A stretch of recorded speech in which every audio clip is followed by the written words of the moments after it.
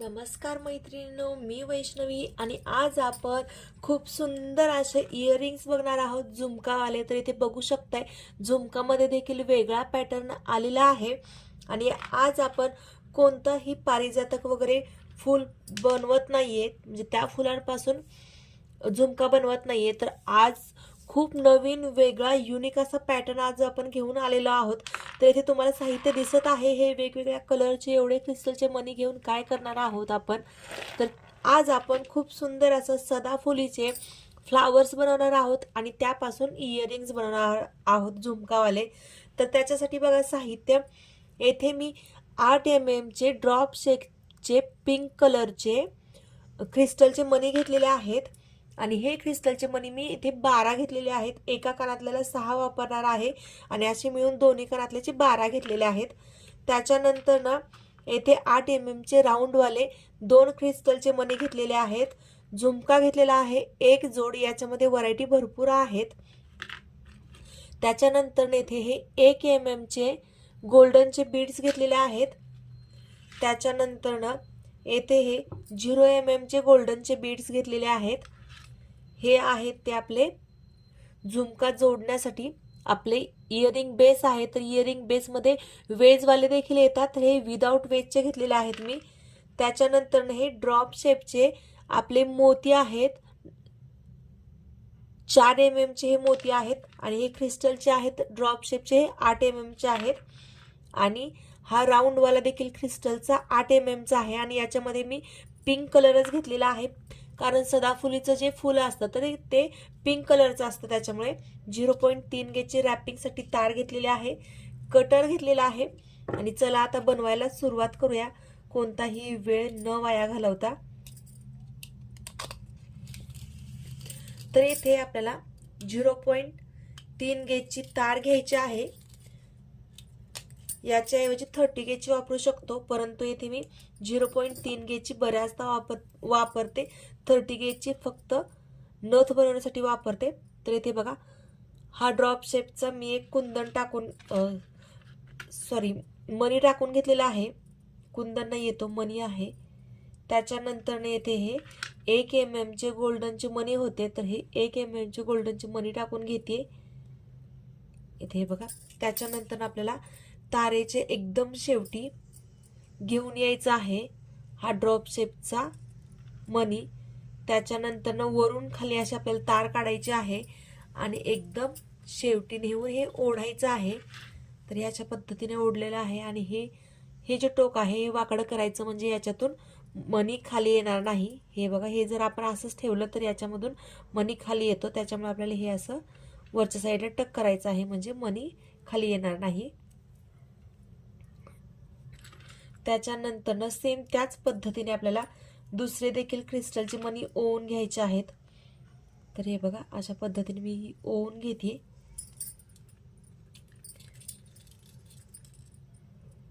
आणि हे जे आपले गोल्डनचे मणी आहेत, तर हे 2 mm चे आहेत. मी तुम्हाला 1 mm बोलले होते, परंतु हे 2 mm चे आहेत. आणि दुसरे जे आहेत ते 0 mm घेतलेले आहेत. आणि पिंक कलरच्या क्रिस्टलच्या मण्यांवरती आपल्याला 2 mm चे लावायचे आहेत. 1 mm चे लावले तर हे खूप लहान दिसतील आणि हे मोठे दिसतील, त्याच्यामुळे 2 mm चे वापरायचे आहेत. तर इथे मी 2 mm चे घेतले आहेत. त्याच्यानंतर सेम पद्धतीने आपल्याला ओवत जायचे आहेत क्रिस्टलचे मणी ओवत जायचे आहेत.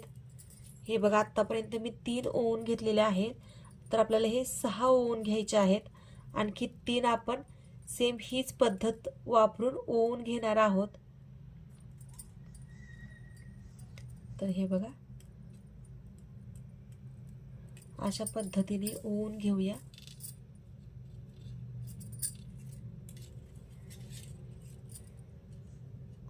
हे बघा, 3 ओवून घेतले, आणखी 3 ओवूया, त्याच्यानंतर सांगते पुढची प्रोसेस. तर येथे हे आपले 6 क्रिस्टल ओवून झालेले आहेत. तर येथे मी याला जोड देते. हे बघा, जोड देण्याची पद्धत बघा. हे बघा, येथे मी वेगवेगळे केले. त्याच्यानंतर हा शेजारचा जो क्रिस्टलचा मणी आहे, तर त्याला इथे हे बोट आणि आपला अंगठा या दोन्हीच्या मध्ये व्यवस्थित पकडायचं आणि याच्यातूनच आपल्याला बोट न हलवता ही तार अशी काढायची आहे. तर हे बघा, तुम्ही याला रिपीट करून बघू शकताय कशा पद्धतीने मी तार काढली. आणि त्याच्यानंतर आता हा प्रत्येक जो क्रिस्टल आहे हा व्यवस्थित आपल्याला बांधून घ्यायचा आहे. तर इथे तुम्ही बघू शकताय मी 6 क्रिस्टलचे मणी टाकून घेतलेले आहेत आणि प्रत्येक मणी हा व्यवस्थित बांधून घेतला. त्याच्यानंतर ना याच्यामध्ये आपल्याला आता मोती ओवून घ्यायचे आहेत. हे बघा, मोती टाकला, त्याच्यानंतर मोतीच्या वरती 0 mm चा गोल्डनचा मणी टाकून घेतला आणि आता हे आपल्याला सेम त्याच पद्धतीने ओवून घ्यायचं आहे.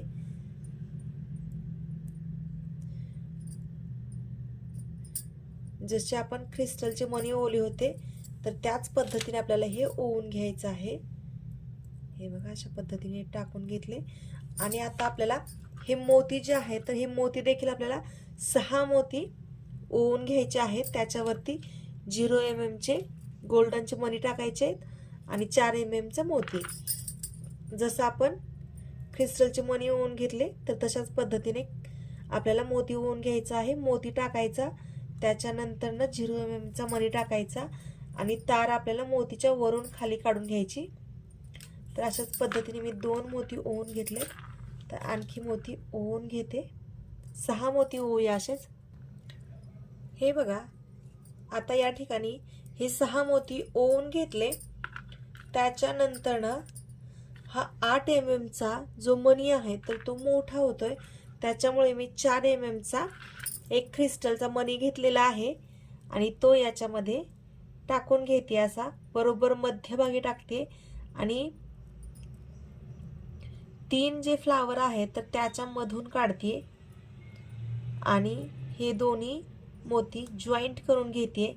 त्याच्यानंतर ना प्रत्येक मोती हा व्यवस्थित बांधून घेते.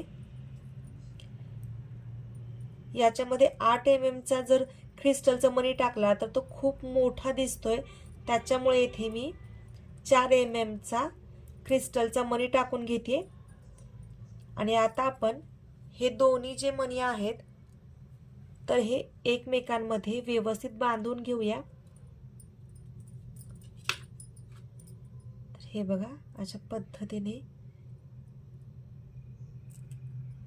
हे खालच्या साईडला आपल्याला हे पास करायचं आहे दोन्हीच्या मध्ये, म्हणजे क्रिस्टल आणि मोती व्यवस्थित बांधले जातील. त्याच्यामुळे आपल्याला हे करायचं आहे.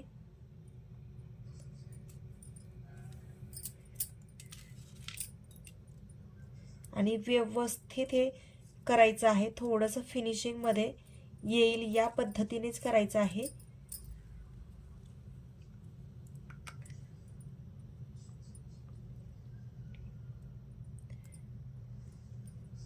आपण याला बांधून घेतलेला आहे, त्याच्यामुळे जास्त याला काही होणार नाही, परंतु तरी देखील आपण हे बांधून घेत आहोत व्यवस्थित, म्हणजे आपली ज्वेलरी एकदम फिनिशिंग मध्ये येते. त्याच्यामुळेच हे बांधून प्रत्येक मोती बांधायच्या आधी देखील आपण हे दोन्ही जॉईंट करू शकतो, परंतु जे बिगिनर्स आहेत तर त्यांच्या व्यवस्थित लक्षात यावं त्याच्यामुळे. आणि हे जे तुम्ही काम करताय तर हे तुम्हाला एकदम फिनिशिंग मध्येच करायचं आहे. थोडंसं जरी चुकलं तर तुम्ही परत त्याला रिपीट करा, म्हणजे फिनिशिंग एकदम परफेक्ट येते.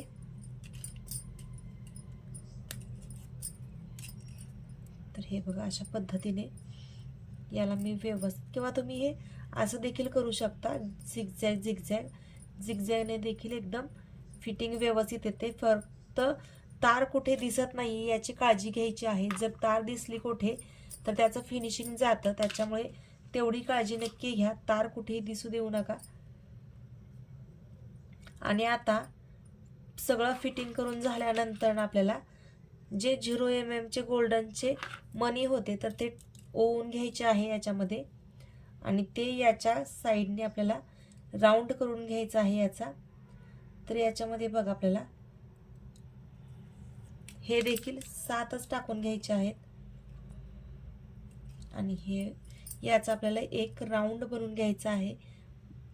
हे बघा असं याला पीळ मारून घ्यायचा। पीळ मारल्यानंतर आपला राऊंड एकदम व्यवस्थित होतो, त्याच्यामुळे पीळ मारून घ्यायचा आणि हे व्यवस्थित याला देखील पॅक करून घ्यायचं। हे देखील याच्या मधून तार काढायची आहे आपल्याला।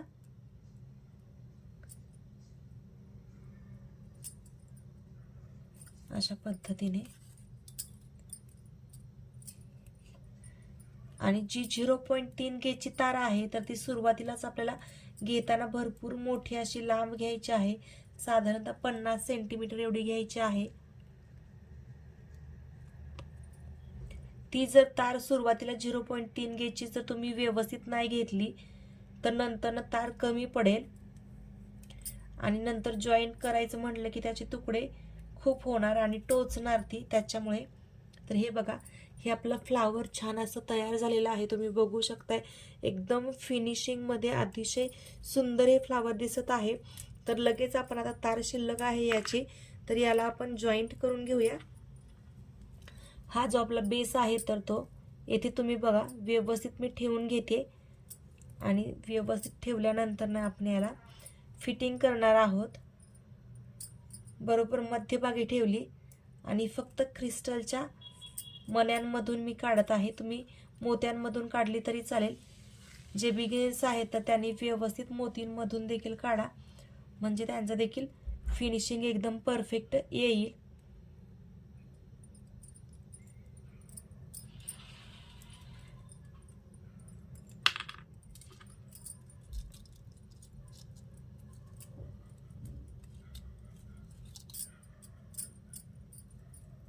याला पॅक कसं करायचं बघा, याला वेजवाले देखील येतात, परंतु ते वेजवाला आता माझ्याकडे अवेलेबल नाही आहे, त्याच्यामुळे मी यालाच व्यवस्थित असं पॅक करून घेते।